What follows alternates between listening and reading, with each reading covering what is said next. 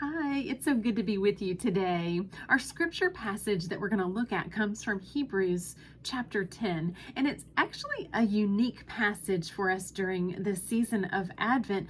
This passage talks about the sacrifice that Jesus made, talks about the different kinds of sacrifices that were made throughout the Old Testament, and the fact that Jesus came to pay that ultimate sacrifice, to once and for all cover that. It feels very much like a passage we should read during the Lenten season, not during Advent. But it's a wonderful reminder for us right now in this season of expectation of what Jesus' purpose was.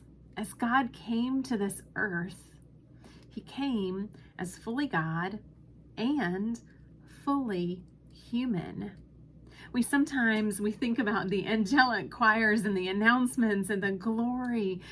We sing, O come, Emmanuel, God with us. Jesus is certainly God on earth, but Jesus was also fully human. And sometimes we lose sight of that. The fact that Jesus was born with flesh and blood, that he was raised by parents as an infant, as a child, he was dependent on his mother and father here on earth to raise him, to nurture him, to care for him.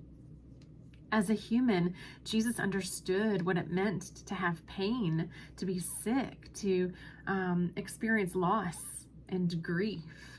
So in this season of expectation, in the season of waiting for the coming of Jesus, O come, Emmanuel, we need to be reminded that that Jesus was fully human as well, that he had a sense of understanding because of his human form, and that what God really wanted in the coming of Jesus is to be with us, to be among us, to know what it was like to be human, to have that relationship.